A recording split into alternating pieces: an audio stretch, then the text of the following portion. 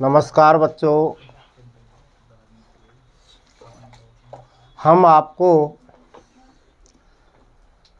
मानव भूगोल का first lesson करा रहे थे। कल की वीडियो के अंतर्गत हमने आपको मानव भूगोल के बारे में जो परिभाषाएं दी गई हैं अपने अपने विचार भूगोलवेत्ताओं ने दिए हैं, उनसे आपको अवगत कराया, उनके बारे में बताया। मानव भूगोल की प्रकृति के बारे में हमने आपको उसमें बताया था। आज हम मानव भूगोल के विकास को इस वीडियो के अंतर्गत बताएंगे। हम अध्ययन करेंगे मानव भूगोल का विकास किस प्रकार से हुआ। मानव भूगोल को विकास की दृष्टि से 3 कालों में बांटा गया है।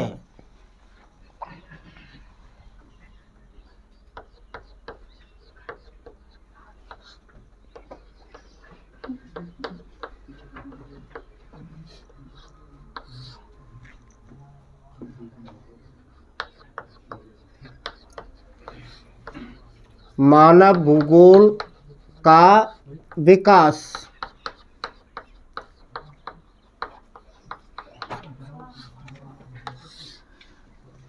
नंबर 1 काल आता है प्राचीन काल।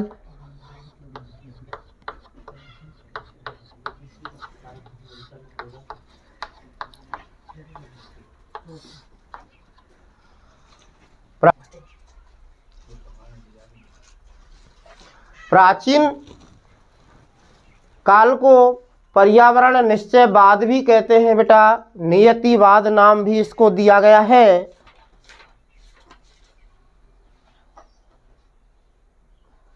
हम आपको इस पाठ के अंतर्गत तीनों के बारे में बताएंगे, नियतिवाद, संभववाद, नव निश्चयवाद। तो हमारा जो टॉपिक चल रहा है प्राचीन काल के बारे में बता रहे थे, इसको पर्यावरण निश्चयवाद भी कहेंगे, नियतिवाद भी कहा जाता है। प्राचीन काल के अंतर्गत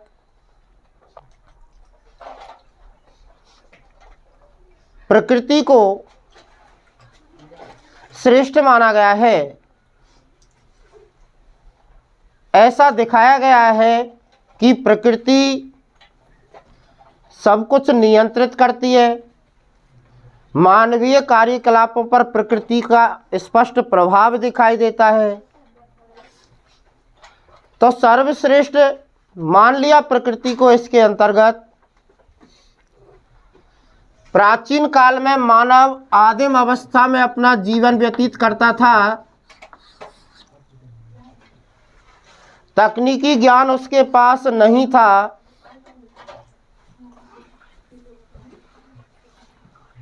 एक दूसरे के बारे में वो नहीं जानता था, कोई जानकारी वो नहीं रखता था एक दूसरे के बारे में। प्रकृति को सर्वश्रेष्ठ माना गया। कुछ प्राकृतिक देवताओं की मानव पूजा करता था, जैसे सूर्य देव है, अग्निदेव है, जल देवता है, इनकी वो पूजा करता था। उनकी प्रचंडता से डरता भी था। यूनानी दार्शनिक हुए जिन्होंने वातावरण के प्रभाव को मानव पर बताया है। यूनानी दार्शनिक थे थेल्स और एनेक्सिमेंडर।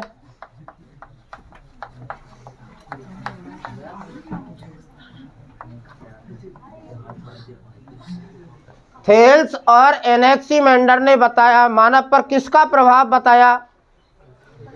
प्रश्न बन जाता है बेटा कि यूनानी दार्शनिक थेल्स और एनेक्सिमेंडर ने मानव पर किसके प्रभाव का वर्णन किया है। तो आप बता सकते हैं इन्होंने मानव पर बताया है, इन्होंने वर्णन किया है जलवायु, वनस्पति, मानव समाज।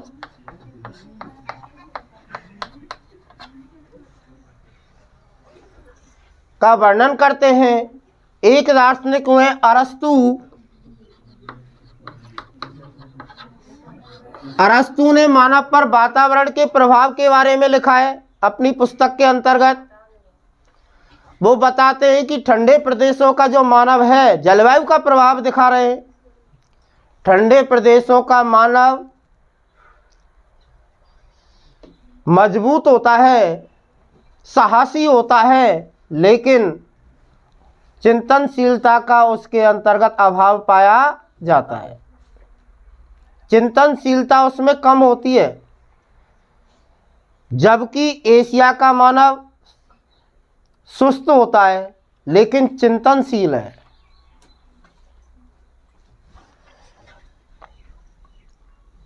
प्राचीन काल के अंतर्गत एक और भूगोलविद आते हैं जिसका नाम है हेकेटियस।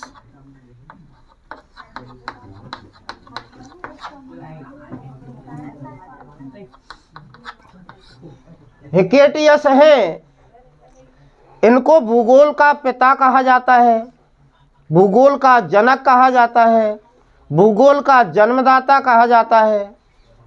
क्यों कहा जाता है हेकेटियस को भूगोल का जनक, पिता?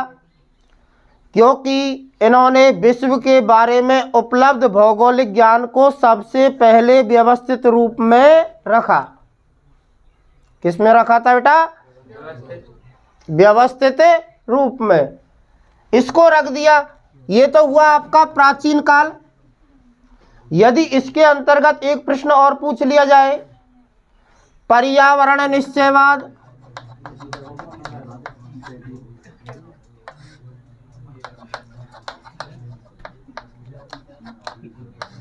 या फिर पूछ लिया जाए नियतिवाद, तो कोई दिक्कत नहीं है, इसी को लिखना पड़ेगा। यदि थोड़ा हटके प्रश्न पूछता है और वो पूछ लेता है मानव के प्रकृतिकरण को समझाइए, मानव का प्रकृतिकरण, इसके बारे में जान लेते हैं। हम आगे बढ़ते हैं। क्या है स्थिति? मानव का प्रकृतिकरण किस प्रकार से हुआ? इसके नाम से ही पता चल रहा है कि मानव ने प्रकृति के अनुरूप स्वयं को ढाला है। यही तो होगा मानव का प्रकृतिकरण। तो क्या लिखते हैं? ये बताते हैं कि प्राचीन काल के अंतर्गत मानव आदिम अवस्था में रहता था, तकनीकी ज्ञान उसके पास नहीं था, एक दूसरे के बारे में जानकारी नहीं रखता था। मानव ने स्वयं को प्रकृति के अनुरूप ढाला। मानव के सभी क्रियाकलापों पर प्रकृति की छाप स्पष्ट रूप से दिखाई देने लगी। इसे मानव का प्रकृतिकरण नाम दिया गया।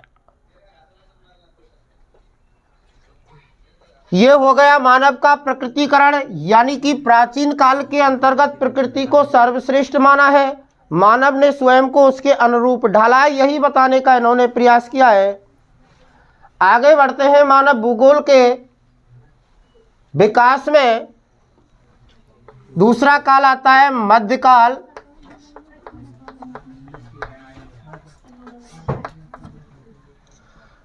मध्यकाल के अंतर्गत क्या होता है? मानव को धीरे धीरे ज्ञान होने लगा, तकनीकी विकास हुआ, अन्वेषण और खोजें की जाने लगी, नौ संचालन हुआ। यूरोपीय लोग समुद्री मार्गों से दूसरे देश और महाद्वीपों में पहुंचे, आपने पढ़ा होगा। ये अन्वेषण का दौर चल रहा था। एक दूसरे के बारे में जो मिथक और रहस्य बने हुए थे वो खुलने लग गए थे।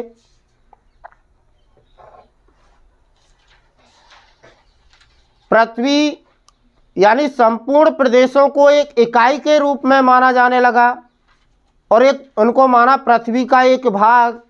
ऐसी सोच थी कि ये संपूर्ण प्रदेशों को समझने से पृथ्वी के बारे में हमें जानकारी प्राप्त हो सकती है। इसे प्राचीन काल कहा गया है। यदि प्राचीन काल में एक प्रश्न और आपसे कर दिया जाए, और वो क्या है? प्रकृति का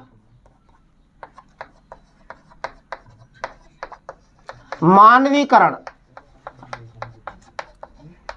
अभी हम आपको प्राचीन काल में मानव का प्रकृतिकरण समझा रहे थे, और मध्यकाल के अंतर्गत क्या होगा? प्रकृति का मानवीकरण होगा, यानी इसके अंतर्गत मानवीय क्रियाकलापों को श्रेष्ठ माना गया है। मानव ने प्रकृति को अपने अनुरूप ढाला है, परिवर्तित किया है, उसे बदला है ज्ञान से। तो क्या लिखेंगे इसके बारे में? प्रकृति के मानवीकरण को समझाना है।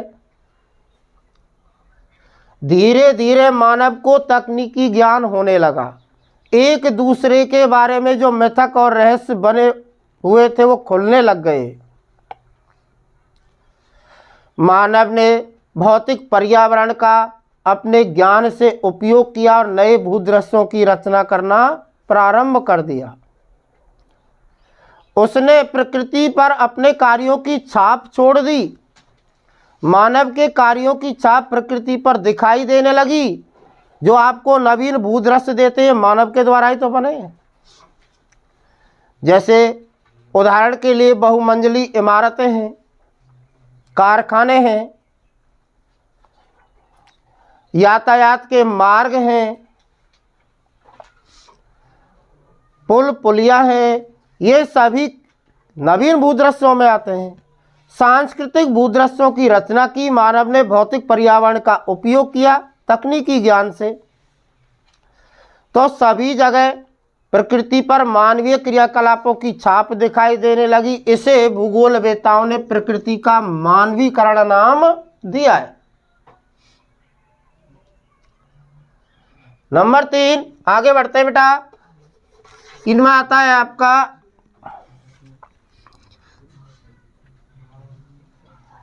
आधुनिक काल।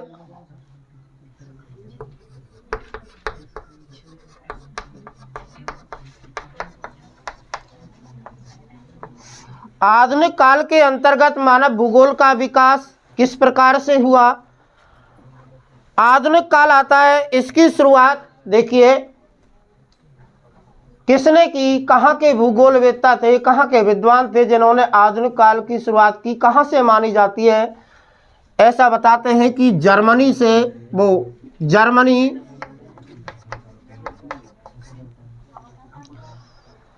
जर्मनी के भूगोलवेत्ता थे। शुरुआत तो इसकी फ्रांस से हुई है। आधुनिक काल की शुरुआत किससे मानी जाती है? फ्रांस से। फ्रांसीसी भूगोलवेत्ताओं ने की।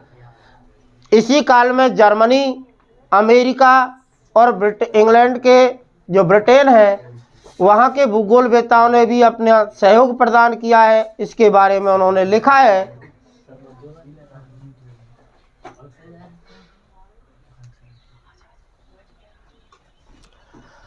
तो जर्मनी के भूगोलवेत्ताओं की बात कर रहे हैं। जर्मनी के कौन कौन से भूगोलवेत्ता हुए?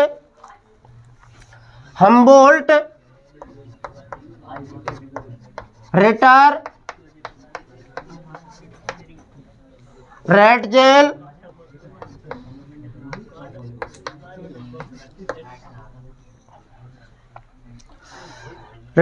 थे, पेसेल और फ्रोबेल।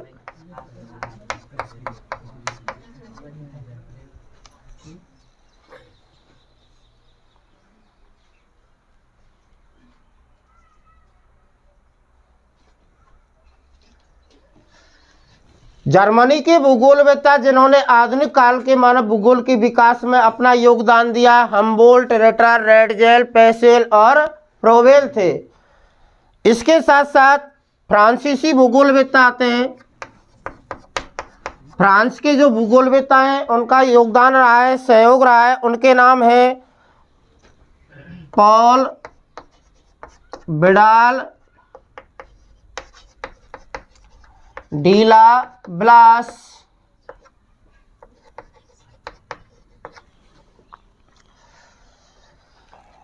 क्योंकि सबसे अधिक जो विकास हुआ है कहाँ हुआ है आधुनिक काल के अंतर्गत मानव भूगोल का? फ्रांस में। पॉल बिडाल, डीला ब्लास थे। इसके अलावा ब्रून्स, दी मार्तेन,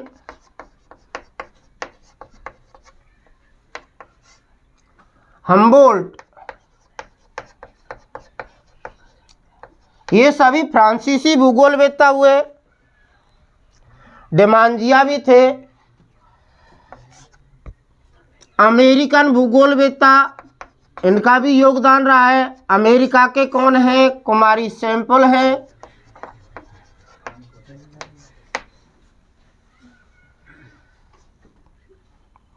कुमारी सैंपल के अतिरिक्त हंटिंगटन है।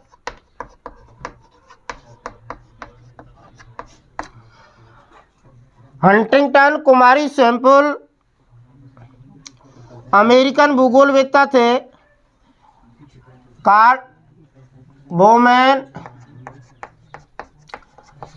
कार्ल मार्क्स, ये हुए। ब्रिटेन के भूगोलवेत्ताओं ने भी अपना महत्वपूर्ण योगदान दिया। ब्रिटेन के अंतर्गत जो आते हैं उनमें आते हैं हर्बर्टसन,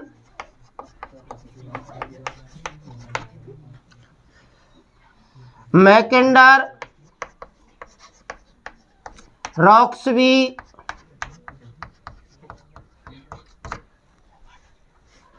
और फ्लूअर।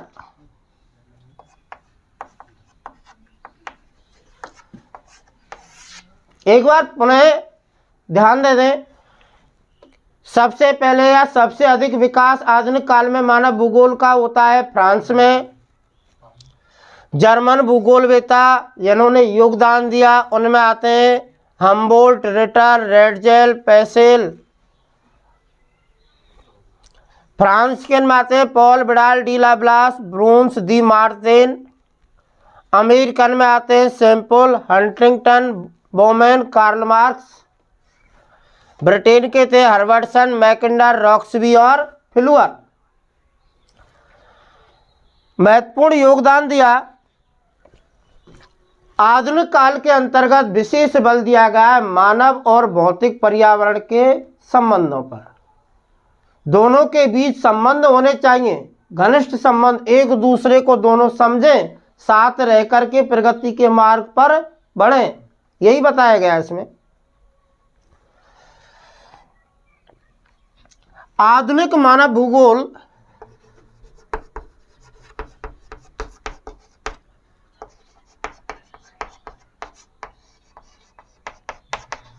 का जनक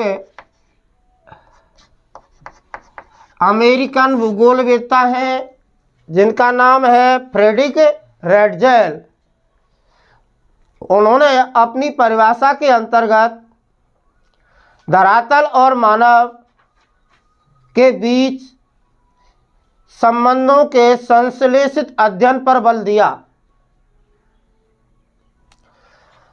महत्वपूर्ण रहे, जनक कहा जाता है। संबंधों का संश्लेषित अध्ययन को इन्होंने श्रेष्ठ मान लिया। 3 विचारधाराएं हैं ये। देखिए, प्राचीन काल को कह दिया जाता है नियतिवाद, मध्यकाल को कह दिया जाता है, क्या कहा जाएगा बताओ? प्राचीन काल तो किस में आ जाता है बेटा? नियतिवाद के अंतर्गत आता है। महत्वपूर्ण विचारधारा मानी गई है। दूसरा मध्यकाल आता है, इसको कहा जाता है संभववाद। और आधुनिक काल को कहा जाता है नवनियतिवाद। तो ध्यान रहेगा, तीनों विचारधाराएं कौन कौन सी हो गई?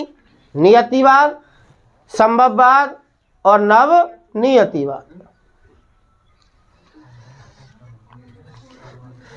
इसे एक नवनियतिवाद जो विचारधारा है, इस विचारधारा को एक नाम दिया गया है, रुको और जाओ। रुको और जाओ विचारधारा।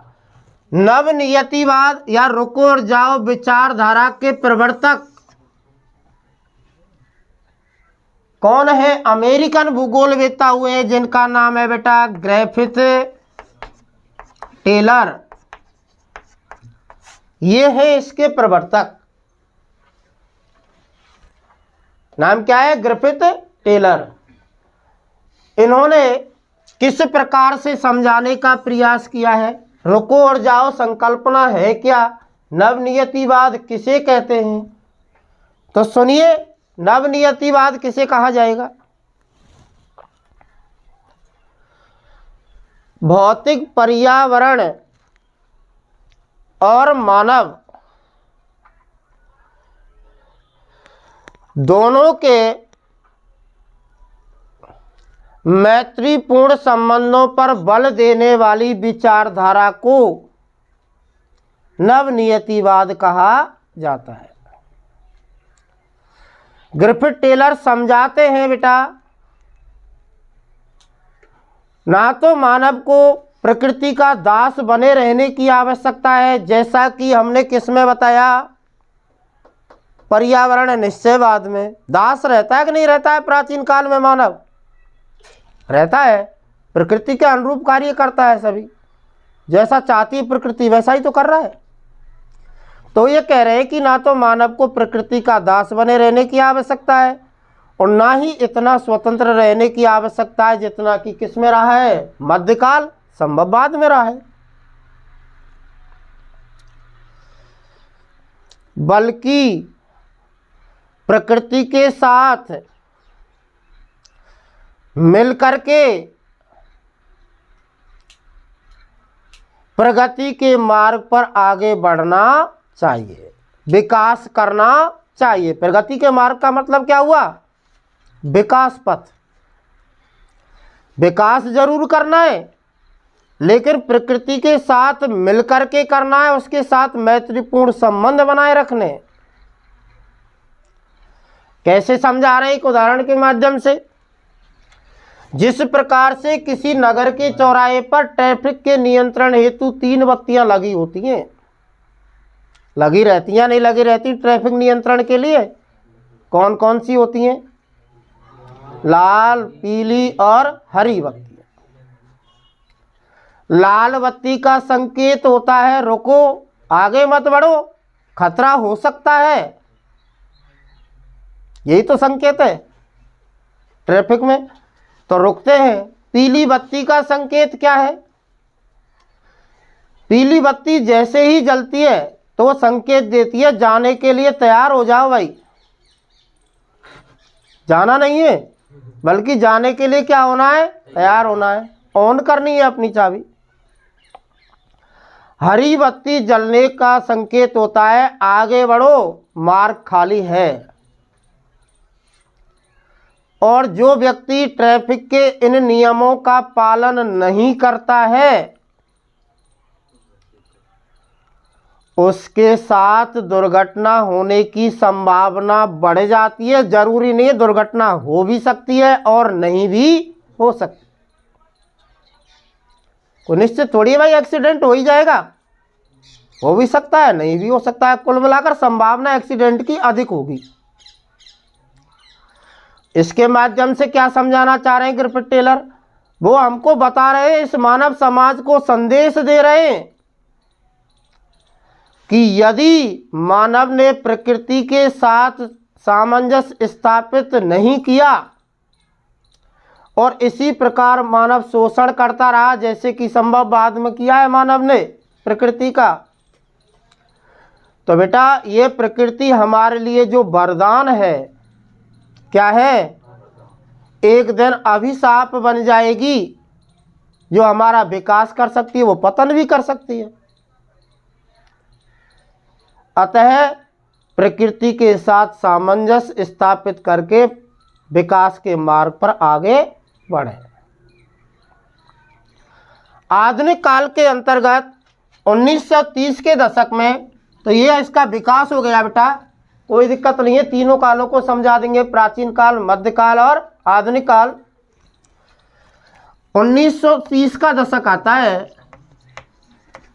इस 1930 के दशक के अंतर्गत मानव भूगोल का विभाजन हो गया। क्या हो गया? विभाजन। विभाजन कितने रूपों में होता है? 1930 के दशक में 2 रूपों में हुआ है।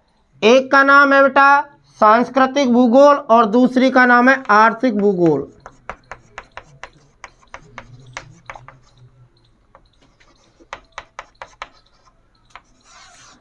आर्थिक भूगोल विभाजन हुआ। तत्पश्चात मानव भूगोल का उपविभाजन हुआ और उसकी क्या बन गई बेटा, उपशाखाएं। जैसे कि उपशाखाओं की बात की जाए, सामाजिक भूगोल है, आर्थिक भूगोल है, सैन्य भूगोल है, चिकित्सा भूगोल है, विपणन भूगोल है। क्या हो गया है, भूगोल का विभाजन, उप विभाजन हुआ 1930 के दशक में। उप विभाजन होता है, दोनों विश्व युद्ध की घटनाएं घटित हुई। प्रथम विश्व युद्ध 19 से 19 तक चला है, द्वितीय विश्व युद्ध 1939 से 1945 तक चला है। दोनों विश्व युद्ध की घटनाओं की अवधि में भूगोल का क्षेत्रीय विभेदन हुआ और उस पर विशेष बल दिया जाने लगा। किस पर? क्षेत्रीय विभेदन पर विशेष जोर दिया गया। भूगोल के अंतर्गत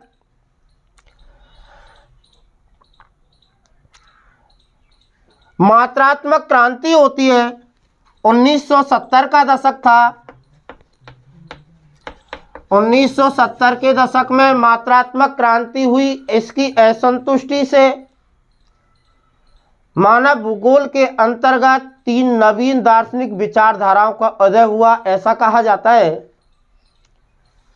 3 नवीन दार्शनिक विचारधाराओं का उदय 1970 के दशक में मात्रात्मक क्रांति की असंतुष्टि से हुआ है। 3 नवीन दार्शनिक विचारधाराएं हैं कौन कौन सी जिनका उदय हुआ, उनके बारे में आपको बताना होगा। तो नंबर 1 कल्याणपरक विचारधारा है।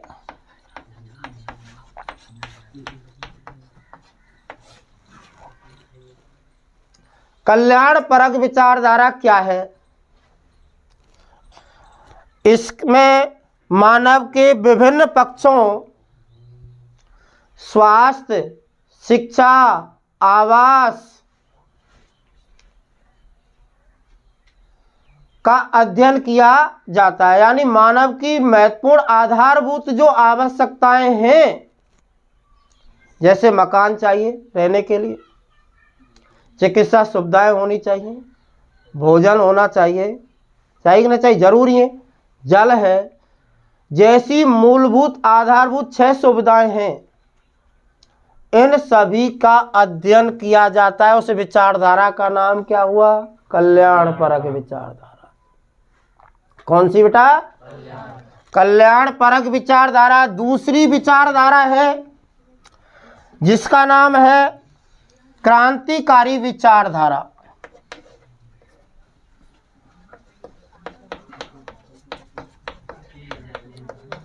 क्रांतिकारी विचारधारा, इसका एक नाम और है बेटा, रेडिकल विचारधारा। क्या है रेडिकल विचारधारा? क्या कहा गया है इसके बारे में? तो आप लिख सकते हैं निर्धनता के कारण बंधन और सामाजिक असमानता की व्याख्या करने के लिए। निर्धनता के कारण बंधन और सामाजिक असमानता की व्याख्या के लिए मार्क्स के सिद्धांत का उपयोग किया गया है। इस विचारधारा का नाम क्या हुआ? रेडिकल। या यूं लिख दो, वह विचारधारा जिसमें निर्धनता के कारण बंधन और सामाजिक असमानता की व्याख्या करने के लिए मार्क्स एक विद्वान हुए, उनके सिद्धांतों का उपयोग किया गया है। तीसरी विचारधारा आती है जिसका नाम है बेटा आचरण परक विचारधारा।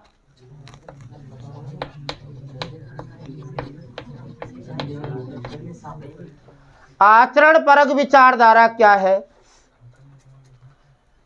वह विचारधारा है जिसमें केवल लाभ पर ही ध्यान नहीं दिया जाता है बल्कि नैतिक आचरण पर भी बल दिया जाता है। वह विचारधारा जिसमें लाभ पर ही बल नहीं दिया जाता है बल्कि नैतिक आचरण को ध्यान में रखते हुए निर्णय लिए जाते हैं, इसे कहते हैं आचरण परक विचारधारा।